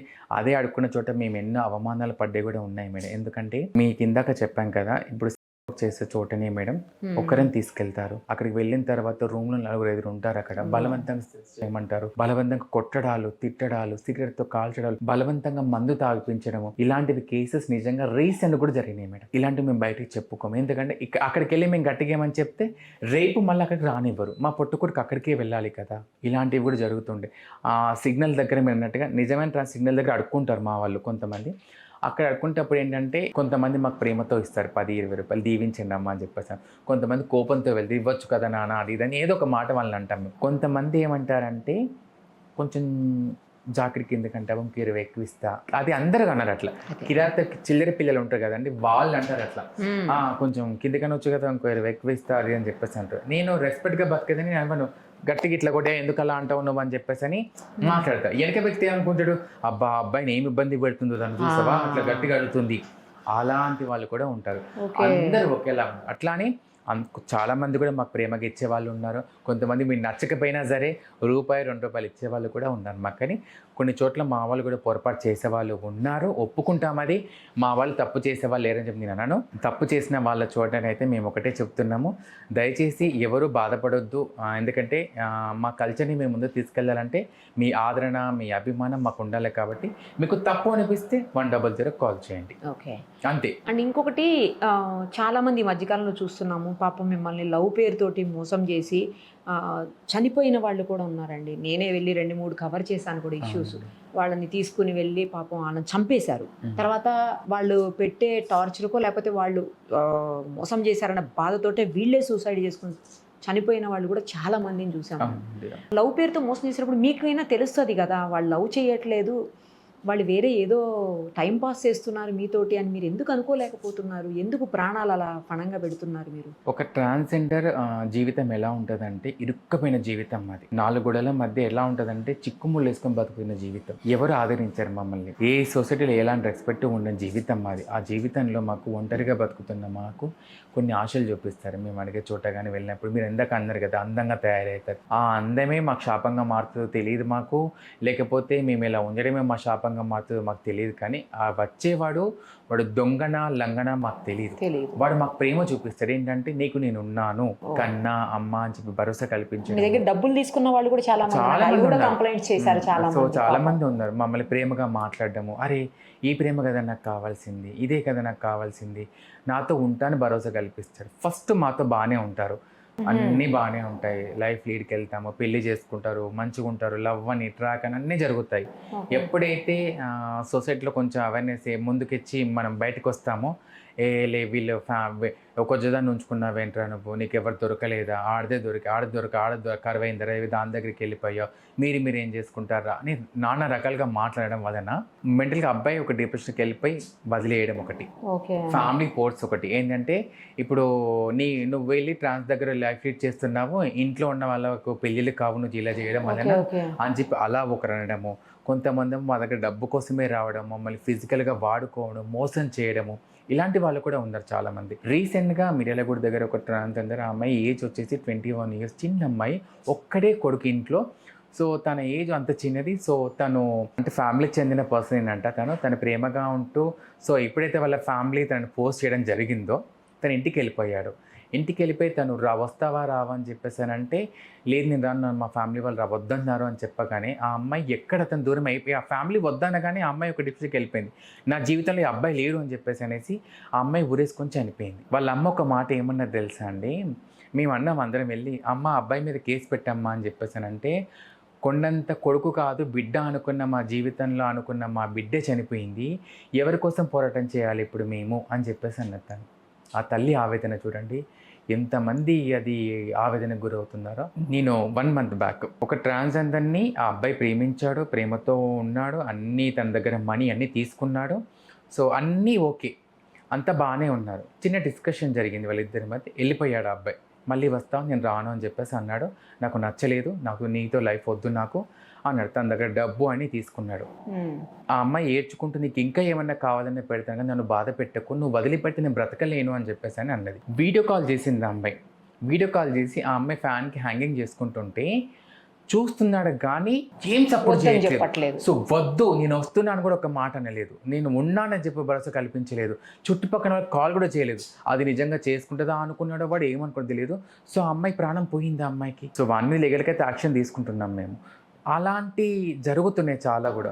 సో ఎట్లా అంటే మేము గుడ్డిగా ఇలాగే కుటుంబం ప్రేమకు దూరం అయిపోయి, మాకు వీడు భరోసా కల్పిస్తానని చెప్పేసి అని, వీడుంటే చాలు ఈ ప్రేమలో బతకొచ్చులే అని చెప్పేసి అనుకునే ఒక గుడ్డి ప్రేమ మా ప్రాణాలు తీసుకుందా కూడా. కొన్నిసార్లు పెళ్లి చేసుకుని కూడా వదిలేస్తున్నారు. అంటే పిల్లల దగ్గరకు వచ్చేసరికి ఇష్యూ అవుతుందా మీకు? మేము ముందే చెప్తామండి, పిల్లలు కూడా పుట్టినట్టున్నారు. లేదండి, ట్రాన్స్జెండర్స్కి పిల్లలు పుట్టరు. ఇదంతా కూడా ఫేక్ న్యూస్. కదా, ఒకసారి అయితే న్యూస్ స్ప్రెడ్ అయింది కదా అలాగా. న్యూస్ స్ప్రెడ్ అయింది ఏంటంటే అది మరి ఎలా అనుకున్నారో తెలియదు, ఏమనుకున్నారో తెలియదు. నేను బల్లగుద్ది చెప్తాను, ట్రాన్స్జెండర్స్కి పిల్లలు పుట్టరు. అడాప్షన్ ఆప్షన్ ఉంది, బంధువుల పిల్లల్ని చదువుకునే అవకాశం ఉంటుంది, కానీ మాకు పిల్లలు పుట్టే అవకాశం అయితే లేదు. ఒకవేళ అంటే టెక్నాలజీ చేంజ్ అయ్యి ఒకవేళ అలాంటి అవకాశం ఉంటే లక్ అనుకోవచ్చు, ఆ లక్ అని చెప్పి అనుకోవచ్చు. సో పిల్లలు అంటే పెళ్లి చేసుకుంటారు మమ్మల్ని, లైఫ్లో హ్యాపీగా ఉంటారు. పిల్లలు పుట్టరని వెళ్ళిపోవడానికంటే ముందు కారణం ముందే చెప్తాం మేము, మాకు పిల్లలు పుట్టరు, సో లైఫ్ లీడ్ చేద్దామంటే వాళ్ళే అంటారు పిల్లల్ని చదువుకుందాము అది దాన్ని అన్నీ వాళ్ళే అంటారు. ఈ ఫ్యామిలీ ఫోర్స్ వల్ల ఇప్పుడు ఇందాక చెప్పాను కదా, నువ్వు ఇలా ఆమెను పెళ్లి చేసుకున్నావు, మీడియా ముందుకు వచ్చేసావు, రేపు ఇంట్లో అక్క పెళ్లి కాదు తమ్ముని పెళ్లి కాదు అని చెప్పేసి అంటారు. ఈ అక్క పెళ్లి తమ్ముడి పెళ్లి అయిపోయాక మళ్ళీ వెళ్తూ ఇంటికి వచ్చేసి అని చెప్పేసి అంటారు కదా, వాళ్ళని మార్చేస్తారు. అయితే అయిపోతుంది అక్కడ అబ్బాయికి పెళ్లి చేసేయడమా అలా చేయడం ఇలాంటివి జరిగాయి. అలా తీసుకెళ్లి ఆ అబ్బాయికి పెళ్లి చేసి ఆ పెళ్లి ఫోటోలు వీళ్ళకి ట్రాన్స్ పంపించిన వాళ్ళ ఫ్యామిలీస్ కూడా ఉన్నారు. అట్లా ఇంకా అప్పుడు వీళ్ళు ఏం చేయలేరు, ఏం చేయలేరు. గొడవ అంటే ఇప్పుడు అదే మీరు ఇంటికి వెళ్ళి గొడవ ఏమని చేస్తాం, ఇప్పుడు అక్కడ ఉన్న అబ్బాయి స్ట్రాంగ్ గా ఉండాలి కదా. కానీ మా ట్రాన్స్ లో కొంతమంది అబ్బాయిలు ఇప్పటికీ పెళ్లి చేసుకుని లైఫ్ లీడ్ చేసే వాళ్ళు కొంతమంది ఉన్నారు. వాళ్ళతో అబ్బాయిలా అంటే ట్రాన్స్జెండర్స్ తో అబ్బాయిలు కొంతమంది పెళ్లి చేసుకున్న లైఫ్ లీడ్ చేసే వాళ్ళు కొంతమంది ఉన్నారు, వాళ్ళతో సర్జరీ చేస్తున్న వాళ్ళు ఉన్నారు, ఫ్యామిలీని ఒప్పించుకొని ఉన్న వాళ్ళు కూడా ఉన్నారు. అందరూ అలాగనే ఏం చెప్పలేనండి. ఎందుకంటే రీసెంట్ గా ఆంధ్రలో ఒక ట్రాన్స్జెండర్ పెద్ద ఆమె చనిపోయింది, వాళ్ళిద్దరు సర్జరీ ఉండడం కొన్ని అంటే పెళ్లి చేసుకున్నారు, ఇన్నేళ్ళు కలిసే ఉన్నారు వాళ్ళిద్దరు. ఆమె చనిపోతే ఆమె పక్కనే కూర్చున్నాడు తను. గ్రేట్. మాకు అది అనిపించింది, అరే ఇలాంటి వాళ్ళు ఉన్నారు. కానీ కొంతమంది ఫ్యామిలీస్ అర్థం చేసుకోలేక సో ఇలాంటి వాళ్ళ వల్ల అలా జరుగుతుంది తప్ప నేను ఒక్కటే చెప్తాను, మాకు పిల్లలు పుట్టారు, మా దగ్గర అమ్మాయి కంటే గొప్ప ప్రేమ ఉంటుంది, మీరు వస్తే ప్రేమగా చూసుకుంటాం మేము, కానీ మమ్మల్ని మోసం చేయకండి. మమ్మల్ని మోసం చేసే ముందు ఒక్కసారి మీరు కన్నతల్లిని గుర్తు చేసుకోండి, గంతే, అంతకు మించి ఏం చెప్పలేము. ఎందుకంటే అమ్మ నాన్న అక్క చెల్లి తమ్ముడు ఈ బంధాలు మాకు చాలా మాకు బలాన్ని ఇస్తాయి. అంటే వాళ్ళు ఉంటే ఆ బంధం మాకు ఉండదు కాబట్టి అబ్బాయి ప్రేమలో కొంచెం ఎక్కువ మరి డీప్కి వెళ్ళిపోయి తనే ప్రపంచం అనుకొని చనిపోయేదాకా కూడా తీసుకున్న ట్రాన్స్జెండర్స్కి ఒకటే చెప్తాను మీకు నేను, నీకు తోడుగా ఉంటే వాడితో ఉండు, నీకు నమ్మకం అనిపిస్తేనే వాడితో ఉండు. నీకు ఎలాంటి సమయంలో తోడుగా ఉండాలి వాడు, అరే నీకు డబ్బును ఆశించకుండా నిన్ను ఏది ఆశించకుండా తను నీకు ఉన్నాయన్న భరోసా కల్పించి నువ్వు తిన్నావా ఉన్నావా నీ హెల్త్ బాగాలేనప్పుడు కానీ నీకు ఎలాంటి సిచ్యువేషన్లో కూడా నీకు నేను ఉన్నానని భరోసా కల్పించే అబ్బాయి తోడుగా ఉంటే అలాంటి అబ్బాయిని యాక్సెప్ట్ చేయండి. కానీ డబ్బు కోసం ఆశించే వ్యక్తుల్ని కానీ కుటుంబం కోసం భయపడే వ్యక్తులు కానీ ఆ తర్వాత సమాజానికి భయపడి వెళ్ళిపోయే అబ్బాయిల్ని కానీ ట్రాన్స్జెండర్స్ దయచేసి ఇష్టపడకండి, వాళ్ళ జోలికి వెళ్ళకండి. మనకు మంచి లైఫ్ ఉంది, వీడు కాకపోతే ఇంకొకటి వస్తారు కావచ్చు నీ లైఫ్లోకి, అంతకంటే మంచి అబ్బాయి వస్తారు కావచ్చు, కానీ దయచేసి ఇలా వాళ్ళ కోసం ఆలోచించి ప్రాణాలను మాత్రం తీసుకోవద్దని చెప్పేసి అనేసి నేను ట్రాన్స్జెండర్స్ అందరూ కూడా విజ్ఞప్తి చేస్తున్నాను. ఓకే, మీరు జనరల్గా మీ ట్రాన్స్జెండర్స్ ఏ దైవాన్ని లేదా ఏ దేవుణ్ణి కొలుస్తారండి? ఎక్కువ శివయ్యనండి. శివయ్య భక్తులమే అందరము. సాక్షాత్తు ఆ అర్ధనారీశ్వర రూపంలో ఉన్న మేము ఆ శివయ్య రూపంలో అంటే అర్ధనారీశ్వర రూపంలో మా ట్రాన్స్జెండర్స్ ఆ రూపంతోనే కొలుస్తారు మమ్మల్ని. సో మేము మాకు ఎక్కడికి వెళ్ళినా కూడా మమ్మల్ని వాళ్ళు వచ్చారు అంటే వీళ్ళు ఒక సాక్షాత్తు అర్ధనారీశ్వర రూపంలో ఉన్న దేవుళ్ళు వీళ్ళని చెప్పేసి అంటారు, మమ్మల్ని ఆ రూపంతో కొలుస్తారు. సో మేము కొలిచే ఆరాధ్య దేవత ఏంటంటే మురిగి మాత అమ్మవారు. మురిగి మాత అమ్మవారిని మేము కొలుస్తాం అన్నట్టు. ఎప్పుడైతే మా ట్రాన్స్ సర్జరీ అవుతుందో ఆ మురిగి మాత అమ్మవారి పూజ చేయడం కానీ, సో హిజ్రా మరి హిజ్రా పెళ్లి చేసుకునే తతంగం కూడా అప్పుడే జరుగుతుంది. సో చాలా మంది ఏమంటారంటే మళ్ళీ మీ దాంట్లో మీరే పెళ్లిళ్ళు చేసుకుంటారంట కదా అని చెప్పేసి అంటారు. మా కాలికి మెట్ట కూడా మా గురువు గారే పెడతారు, మా మెడ లచ్చ కూడా మా గురువు గారే కడతారు. అంటే మంగళసూత్రాలు ఉంటాయి చాలా మంది, అంటే 5 గుండ్లతో చేసిన లచ్చ అనేది మా గురువు గారు పడతారు ఫస్ట్. సో దాన్ని ఆ గుండ్లని మేము లచ్చ పెళ్లి పుస్తలాగా మార్చుకొని గురువు చేత మేము తాళి కట్టించుకుంటాం మా దాంట్లో. అది మా దాంట్లో సాంప్రదాయం అన్నట్టు. అంటే ఇప్పుడు ఎట్లా అంటే సర్జరీ అయిన తర్వాత 41 రోజు ఒకే గదిలో ఉంటాం మేము.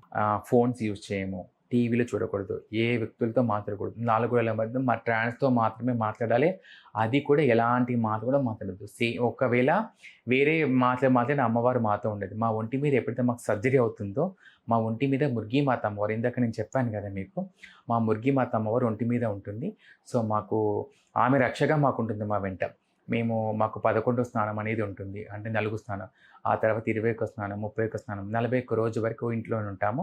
మురిగిమాత అమ్మవారి పూజ అనేది కూడా మధ్యరాత్రి కూడా చేస్తాం. అది అర్ధరాత్రి 2 గంటల సమయంలో ఆ పూజ చేసి ఆ పూజ ముందు ఎవరైతే సర్జరీ అయిందో ఆ సర్జరీ అయిన అమ్మాయికి తల్లిగారు పాల బట్టలు తీసుకొస్తారు. అంటే గ్రీన్ బట్టలు, గ్రీన్ గాజులు, గ్రీన్ పువ్వులు, గ్రీన్ కమ్మలు అన్నీ కూడా తల్లిగారు పట్టీలు తీసుకొచ్చి అన్నీ పెట్టిన తర్వాత మురిగిమాత అమ్మవారి పూజ ముందు కూర్చోబెట్టి అప్పుడు గురువుగారు ఎవరైతే ఉన్నారో మా దాంట్లో అత్తయ్య గారు అంటాం కదా, సో ఆ గురువు అనే వ్యక్తి మాకు తాళి కట్టడం జరుగుతుంది. అదే 5 గుండ్లతో చేసిన లచ్చ అంటే తాళిలాగా కట్టి కాలికి మెట్ట పెడతారు. అంటే ఆవిడ కట్టి అప్పుడు మమ్మల్ని ఒక సౌభాగ్యవతిగా మా దాంట్లోకి తీసుకునే పద్ధతి అన్నట్టు ఇది. దీన్ని ఈ మా గురుగారు తాళి కట్టే విధానం ఒక హిజ్రా మరో హిజ్రా పెళ్లి అని తతంగం అంటారు. ఇది ఒక పెళ్లి అని తతంగం మాత్రమే, ఇది పెళ్లి కాదు. ఇది పెళ్లి అని ఒక తతంగం, ఇది మా సాంప్రదాయం అన్నట్టు. ఇది దీనికి ఇంకొక సాంప్రదాయం కూడా ఉంది, అది మీకు చెప్తాను మేడం. సో ఈ సాంప్రదాయం ఎట్లా ఉంటుందంటే, మాకు ఈ సర్జరీ అయిపోయిన తర్వాత మా దాంట్లో అర్ధరాత్రి ఇప్పుడు మురిగిమాత అమ్మవారు పూజ చేసేసి ఏం చేస్తామంటే, పెళ్ళి అయిపోయిన తర్వాత ఆ గ్రీన్ బట్టలు సర్జరీ కట్టుకున్న అమ్మాయికి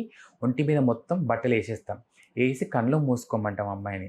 నెత్తి మీద మురిగిమాత ముందు పాలబింద ఉంటున్నట్టు నెత్తి మీద ఆ అమ్మాయి నెత్తి మీద పెట్టి 5 ముత్తైదులు మా దాంట్లో పెద్దవాళ్ళతో ఇచ్చి గంగ పూజ చేపిస్తాం. ఇది అంటే ఎక్కడ చెరువు ఉంటుందో ఆ చెరువుకు తీసుకెళ్ళి 4 గంటల సమయంలో 3 గంటల సమయంలో చేస్తాం.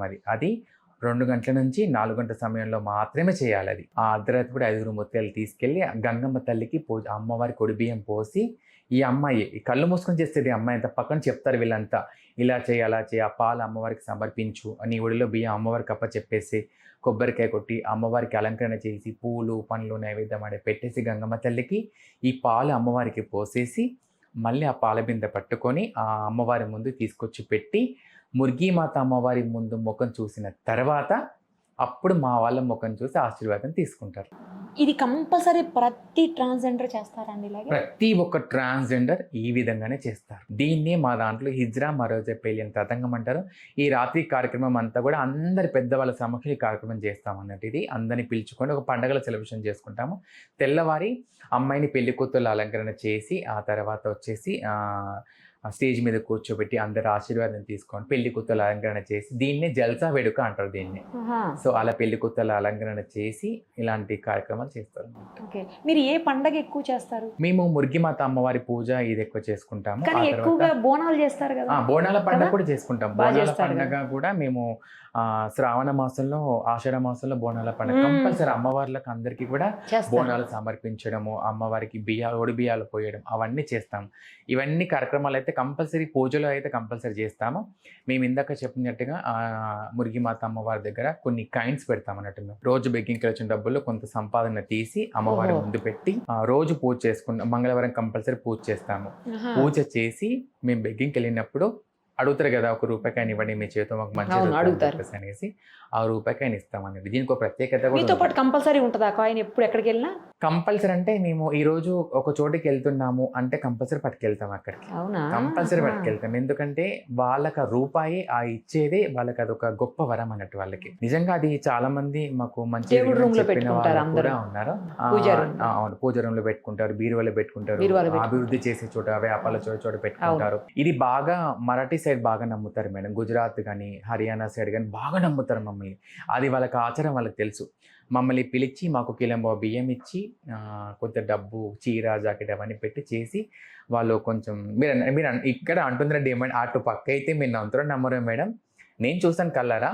వాళ్ళు ఇచ్చే అమౌంట్ చూస్తే మీరే షాక్. 20,000 30,000 వాళ్ళ కొడుకు పిల్లలు పుట్టినా కానీ, ఎవరి పిల్లలు పుట్టిన శుభకార్యం అయితే ఇంటికి పిలిచి కూర్చోబెట్టి ఎట్లా అంటే ఒక ఆడబిడ్డకి ఏ విధంగా మరేది సాగానే బొడిగట్టి పంపిస్తారు అలా ఇచ్చి పంపిస్తారు. మాకు అడుగుతారు వాళ్ళకి, పూచో క్యా హోనా ఆప్కో, మజ్జిసే పూచో, డల్సే నై పూछना, आजाद क्या बोलते हवा से पूछो क्या होना आपको, आप दिल से जोर से बोलो. నువ్వు డల్గా ఇంటి నుంచి పోకూడదు, నువ్వు అలిగిపోవద్దు, నువ్వు నవ్వుతూ పోవాలని చెప్పేసి అంత గౌరవిస్తారు అక్కడ. సో ఇక్కడ కూడా మన తెలంగాణ ఆంధ్రప్రదేశ్ ఆ గౌరవం ఉంది. కానీ కొన్ని చోట్ల కొన్ని విధానాలు అంటే వాళ్ళని బట్టి, కొన్ని చోట్ల వాళ్ళు చేసే వాటిని బట్టి. మా దాంట్లో ఇప్పుడు మీకు ఇంకొక విషయం కూడా తెలియచేయాలి మేడం. చనిపోయిన తర్వాత, హిజ్రా చనిపోయిన తర్వాత చాలా మంది, కొంతమంది చెప్పులతో కొట్టుకుని తీసుకెళ్తారని, కొంతమంది ఇలా తీసుకెళ్తారని అన్నీ చాలా మందికి అపోహ ఉండే. వాస్తవానికి అది కాదు. వాస్తవానికి ఒక హిజ్రా చనిపోయినప్పుడు ఒక పుణ్యశీల చనిపోతే ఎలా తీసుకెళ్తారో అలాగే తీసుకెళ్తారు. సో మా దాంట్లో అది గొప్ప సాంప్రదాయంగా చేస్తామండి. అది హిజ్రా చనిపోయినప్పుడు తన కుటుంబం వాళ్ళు ఒప్పుకుంటేనేమో కుటుంబం వాళ్ళకి అప్పచెప్పి వాళ్ళతో చేపిస్తాం. ఒకవేళ ఒప్పుకుంటే, లేదు అంటే ఆ బాధ్యత మొత్తం మేమే తీసుకొని తనకు ఒక పుణ్యశ్రీ చనిపోయినప్పుడు ఎలా తీసుకెళ్తారో అలాగే తీసుకెళ్తాము. ఒడి బియ్యం పోసి తల్లిగారు వచ్చి తన మీద చీర పెట్టి ఒడి బియ్యం పోసి ఆమెకి ఆ కార్యక్రమం అంతా కూడా మాకున్న ట్రాన్స్జెండర్స్ అంతా మరి చూసుకుంటారు. తలకోరి ఎవరు పెడతారు? మా దాంట్లో ఇప్పుడు సపోజ్గా కోడలు ఉందనుకోండి, అత్త పెడతారు. అత్త చనిపోతే కోడలు పెడతారు. మాకు లింకేజెస్ ఉంటాయి మా మళ్ళీ దాంట్లో అత్త, కోడలు. 10వ రోజు 11వ రోజు అది ఆ కూడా కార్యక్రమాలు అది కూడా కూడా చేస్తారా? చెప్తాను మీకు. ఇప్పుడు అత్తగారు మా దాంట్లో ఎవరైతే ఉన్నారో చనిపోయిన తర్వాత పాడే దగ్గర గాజులు పళ్ళగొట్టిస్తారు మాతో. ఓకే. బొట్టు చెడిపేస్తారు. బొట్టు చెడిపేసి అక్కడ మాకు తెల్ల చీర కట్ట తీసుకొచ్చి ఒక రూమ్లో కూర్చోబెడతారు 11 రోజులు. గురువు గారికి మేము ఇచ్చే మర్యాద అదే అన్నట్టు మా దాంట్లో. ఎట్లా అంటే అత్తగారు చనిపోతే అత్తగారు దాని చనిపోయినప్పుడు గాజులు పళ్ళగొట్టి బొట్టు తీసి చెరిపేసి తెల్ల చీర కట్టేసి ఆమె ఒక 11 రోజులు ఆమె జ్ఞాపకార్థంగా ఆమెని ఒక రూమ్లో కూర్చోబెడతారు. 3వ రోజు చేస్తారు, 5వ రోజు చేస్తారు, 9వ రోజు చేస్తారు, 11వ రోజు చేస్తారు. ఈ 11వ రోజు ఏం చేస్తారంటే ఎవరైతే చనిపోయిన గురువు గారు ఉన్నారో తన పేరు మీద ఎవరైతే ముండబోస్తారో ఆ ముండబోసిన వ్యక్తికి మా దాంట్లో పెద్దవాళ్ళందరికీ ఆహ్వానం ఇస్తాం. ఇలా ఈరోజు 11వ రోజు చేస్తున్నాము, ఈ అమ్మాయికి ఇలా చేస్తున్నాము, విధవరాల్ని చేస్తున్నాము అని ఇలా మేము పుణ్యశ్రీ కూడా తీసుకుంటాం. దాంట్లో తీసుకుంటున్నాం, రావాలి అందరని చెప్పి మేము మా దాంట్లో చెప్పడం జరుగుతుంది. వచ్చే వాళ్ళందరూ కూడా చీరలు పట్టుకొస్తారు. చీరలు తీసుకొచ్చి ఎవరైతే ముండబోసిన అమ్మాయి ఉందో ఆమె చీరలు వేసి తల్లిగారు ఎవరైతే ఉన్నారో తనకు మళ్ళీ బట్టలు తీసుకొస్తారు. మా దాంట్లో గురుగారి తరపున పెద్దవాళ్ళు ఎవరైతే ఉంటారో వాళ్ళు మళ్ళీ ఆమెకి లచ్చ, మట్టెలు, పువ్వులు, పసుపు, కుంకుమ అన్నీ తీసుకొస్తారు. విధవరాలుగా ముండబోసిన అమ్మాయి ఉందో ఆ అమ్మాయికి మళ్ళీ చీర కట్టించి, మళ్ళీ బొట్టు పెట్టి, మళ్ళీ లచ్చ కట్టి, మళ్ళీ మెట్ట పెట్టి, పూలు పెట్టి మళ్ళీ సౌభాగ్యవతిగా తీసుకుంటారు. Okay okay. కానీ కొంతమందికి మీరు చెప్పింది ఓకే, కొంతమంది మంగళసూత్రాలు వేసుకుంటారు, కొంతమంది వేసుకోరు. ఎందుకని? అంటే లచ్చ అని చెప్పి 5 గుణతో చేసిన లచ్చ అన్నాను కదా మేడం ఇందాక. కొంతమంది లచ్చనే ఉంచుకుంటారు, కొంతమంది వచ్చేసేమో పుస్తలు చేసుకుంటారు. అంటే ఇప్పుడు మీకేం లేదు? సో నాకు ఉందండి, నాకు ఉందా? ఉంది, దారం ఉంది. Okay okay. ఇలాగన్నా ఉండొచ్చు, లేదంటే అవన్నా ఉండొచ్చు. అట్లా మన ఇష్టం, అది మనము ఎలా అంటే అలా పెట్టుకోవచ్చు. మాకు కాలికి మట్ట మాత్రం కంపల్సరీ ఉంటుంది. అందరూ అన్నారు కాలికి మెట్ట పెట్టుకున్నా కదా నీకు పెళ్ళి అయిపోయిందా అది ఇది అని చెప్పేసి అన్నారు చాలా మంది. అంటే నేను ఇప్పుడు మీకు ఇవన్నీ ఎందుకు చెప్తున్నా అంటే మేడం, ఇలాంటి అవగాహన అందరికి తెలియజేయాలి. మీరు ఎదురొస్తే కూడా మంచిదని అనుకుంటారండి చాలా మంది. ఎదురొస్తే చాలా మంచిది అంటారు.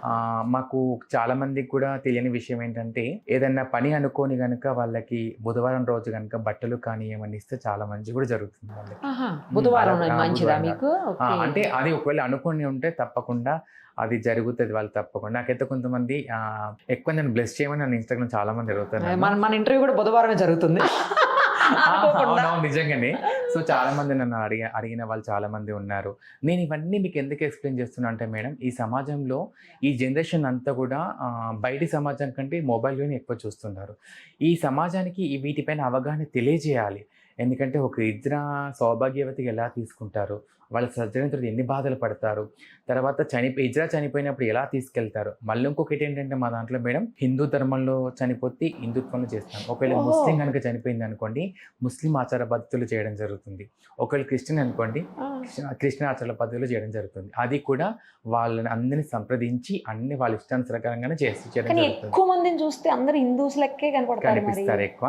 సో మీరు అన్నారు కదా ఇందాక తాళిబొట్టు వేసుకోరు, కొంతమంది మతాల క్రిస్టియన్స్ కూడా ఉంటారు, కొంతమంది మతాల ముస్లిమ్స్ కూడా ఉంటారు, రోజా కూడా ఉంటారు, అండ్ క్రిస్మస్ సెలబ్రేషన్స్ కూడా తింటారా? మేము తింటామండి. అంటే నాన్ వెజ్ అంటే ఏదైనా ఫెస్టివల్స్ ప్రకారంగా తింటామని. మీరు ఫ్యామిలీస్ లో ఎలా చేసుకుంటారో సేమ్ అదే విధంగానే ఒక ఫ్యామిలీలో ఒక ఆడపిల్ల ఎలా లైఫ్ లీడ్ చేస్తుందో మేము అలాగే లైఫ్ లీడ్ చేస్తాము. సో ఈ విషయాలన్నీ కూడా ఎందుకు తెలియజేస్తున్నాను అంటే అన్ని పండుగలు చేస్తారు, అన్ని పండుగలు చేసుకుంటాం. మా చేతితో రాఖీ కట్టించుకున్న అన్నలు కూడా చాలా మంది ఉన్నారు. అవునా? మా చేతితో రాఖీ కట్టించుకున్న అన్నలు చాలా మంది కూడా ఎదిగిన వాళ్ళే ఉన్నారు. చాలా మంది నన్ను కొంతమంది స్టూడెంట్స్ పిలిపించి రాఖీ కట్టమని అడిగిన వాళ్ళు ఉన్నారు. కొంతమంది చాలా మంది అడుగుతున్నారు మమ్మల్ని. అంటే గౌరవం అనేది పెరుగుతుంది. అంటే మనం ఇచ్చే రెస్పెక్టే తిరిగి ఆ రెస్పెక్ట్ పొందాలి అంటే మనం ఉండే విధానం బాగుండాలి. ఎగ్జాక్ట్లీ, కరెక్ట్గా చెప్పారు. ఆ విధానం కనుక మనం కాపాడుకుంటే రేపు రాబోయే తరానికి మనం అందరం ఆదర్శులం అవుతాం. కాబట్టి నేను అందరికీ ఒకటే మాట చెప్తున్నాను, దయచేసి మనలో ఉన్న అహంకారాన్ని కొంచెం తగ్గించుకోవాలి. మనం గౌరవంగా బ్రతికితే మన రాబోయే తరానికి మనం ఒక ఆదర్శంగా నిలబడాలి తప్ప ఈరోజు నువ్వు ఆవేశం చూపిస్తే రేపు ఇంకోటి కడుపు మీద కొట్టిన దానివే అయిపోతావు నువ్వు. సో అలా కాకుండా ప్రతి ఒక్కరం కూడా మనం హ్యాపీగా అందరినీ దీవించాలి. మనకు ఆ దేవుడు ఇచ్చిన వరాన్ని దాన్ని 10 తరాలు చెప్పుకునే విధంగా ఉండాలి. డాన్స్ కూడా చాలా బాగా చేస్తారు. డాన్స్ మా దాంట్లో చాలా మంది డాన్స్ చేసేవాళ్ళు, ఆర్టిస్టులు చాలా మంది ఉన్నారు మా దాంట్లో, మోడలింగ్ చేసే వాళ్ళు ఉన్నారు మా దాంట్లో, బెస్ట్ కుకింగ్ చేసే వాళ్ళు ఉన్నారు మా దాంట్లో, నాకు కూడా రీసెంట్గా నేను వంటలు బాగా చేస్తాను. అవునా? ఏం కర్రీ బాగా చేస్తారు? నేను చికెన్ బిర్యానీ చాలా బాగా చేస్తాను. మరి ఈసారి మాకు చేసి ఇవ్వాలి. గోంగూర చికెన్ బాగా చేస్తాను. ఓకేనా? తప్పకుండా నా వంట మీరు టేస్ట్ చేస్తాను చెప్పండి, ఒక మంచి ప్రోగ్రామ్ అరేంజ్ చేద్దాం. అయ్యో తప్పకుండా చేద్దాం. తప్పకుండా నేను ఈసారి నెక్స్ట్ అది చేద్దాం. చేద్దాం తప్పకుండా. బిర్యానీ మా వంటలు చూసి చాలా మంది కూడా బాగా అభిషేక్ చేస్తున్న వాళ్ళు కూడా ఉన్నారు చాలా మంది. చేపల పులుసు చాలా బాగా చేస్తాను నేను. అవునా? బొమ్మ చేపల పులుసు చాలా బాగా, అది మా గురుగారు నేర్పించారు, మలయాళ గురు. నాకు స్వీట్స్ లో నేను పాయసం బాగా చేస్తాను. రైస్ పాయసమా సేమియానా? సేమియా పాయసం, రైస్ పాయసం కూడా చేస్తాను, అటుకుల పాయసం చేస్తాను, డిఫరెంట్ ఐటమ్స్ అన్ని కూడా చేస్తాను నేను. నాకు ఈసారి మీరు వచ్చినప్పుడు ఖచ్చితంగా పాయసం చేస్తే అవ్వాలి. మీకా? అవును తప్పకుండా. నేను అంటే ఒక వీడియో ప్రిపేర్ చేస్తాను మీకోసం, చేసేటప్పుడు అన్ని ఇది నిరుపమ మేడం గారికి నా చేతులతో చేస్తున్నా అని చెప్పేసి అన్ని చేసి నా ప్రేమతో అన్ని తీసి కలగొలి మీకు తప్పకుండా తీసుకుని రావాలి. అడగాల మేడం, అది మాకు ఎంత హ్యాపీ. అరే ఒక అక్కడ వెళ్తున్నారు కదా మమ్మల్ని, హ్యాపీగా మాకు అనిపిస్తుంది. తప్పకుండా తీసుకొస్తాను. అండ్ నాకు రీసెంట్గా ఒక అవకాశం కూడా వచ్చింది మేడం, అంటే మాస్టర్ చెఫ్లో నాకు ఒక అవకాశం రావడం జరిగింది. సో అది కొంచెం ఎండ్ వరకు వెళ్ళలేకపోయాను నేను. సో అది నాదే మిస్టేక్ అది అక్కడ. సో మంచి అవకాశం ఇచ్చారు, అంటే మా దాంట్లో వాళ్ళని కూడా గౌరవించే విధంగా మాస్టర్ చెఫ్. అయినా మీకు ఇప్పుడు ఎంతకంటే పెద్ద బాధ్యత మీ చేతుల మీద, మీ తల మీద ఎత్తి పెట్టుకుని ఉన్నారు మీరు. అదే అందుకోసం ఇది పోయి ఉంటది, ఆ బాధ్యతని జాగ్రత్తగా నెరవేర్చమని. సో మాస్టర్ చెఫ్ అనేది చాలా మంచి ఆపర్చునిటీ మేడం. అవును కరెక్టే, కానీ పొలిటికల్ ఎంట్రీ ఇచ్చిన మీకు అది అంతా ఇంకా పొలిటికల్ సమాజ సేవలు ఎప్పటికీ ఉంటాను నేను. ఎన్ని నాకు అంటే నేను అనేది నాకు ఎన్ని టీవీ షోస్లో అవకాశం వచ్చినా, ఎలాంటి బిగ్గెస్ట్ ప్లాట్ఫామ్స్ వచ్చినా సరే మేడం, నేను తప్పకుండా ప్రజాసేవలో మాత్రం తప్పకుండా ఉంటాను. ఎక్కడ ఆపదన్నా బడుగు బలహీన వర్గాల వారికి, అదేవిధంగా నా తోటి కమ్యూనిటీ మెంబర్స్ కూడా హెల్ప్గా తోడుగా నేను కంపల్సరీ ఉంటాను. మీకు ఛానల్ ప్లస్ ఇన్స్టా కూడా ఉందా? అవునండి, నాకు యూట్యూబ్ ఛానల్ ఉంది అండ్ ఇన్స్టాగ్రామ్ యూట్యూబ్ ఛానల్ వచ్చి it's me Sneha Warangal. It's me Sneha అంటే దాంట్లో మనకు కొట్టగానే మన వీడియోస్ అన్ని వచ్చేస్తాయి. దానిలో అది ఇన్స్టాలో వచ్చేసి it's me Sneha Warangal. Same అది కూడా మేడం. చాలా మంది ఇన్స్టాగ్రామ్ లో చూడడం ద్వారా అండ్ ఫేస్బుక్ పేజ్లో చూడడం ద్వారా, నన్ను యూట్యూబ్లో చూడడం ద్వారా నేను ఫంక్షన్స్కి వెళ్తాను. నేను కూడా దీవించడానికి వెళ్తామండి. నేను అంటే వాటికి బెగ్గింగ్ పార్ట్కి వెళ్తూ ఉంటాను కదా, అక్కడికి వెళ్ళినప్పుడు నాతో వచ్చి వాళ్ళు సెల్ఫీలు దిగడం కానీ, నాతో వచ్చి వాళ్ళు మాట్లాడడం కానీ చాలా అనిపిస్తుంది. అది నాకు బూస్టింగ్ ఇస్తుంది. ఇంకా చేయాలి వీడియోస్, కోసం నేను ఇంకా మేమేంటో చూపించాలి, మాదన్న కల్చర్ని చూపించాలి, అందరు రెసిడెన్స్ చేసుకునే విధంగా తీసుకురావాలని చెప్పేసి అతన్ని ఈ రోజు ఇక్కడ దాకా తీసుకొచ్చింది. ఆల్ ది వెరీ బెస్ట్ స్నేహ గారు. ఖచ్చితంగా మీరు మంచిగా ఇంకా షైన్ అవ్వాలి. ముఖ్యంగా మీరు తీసుకున్నటువంటి కొత్త బాధ్యత ఏదైతే ఉందో పొలిటికల్ ఎంట్రీ, దాంట్లో 100% మీరు రాణించాలని, రాణిస్తారని ఆశిస్తూ థ్యాంక్ యూ సో మచ్ అండి. So much.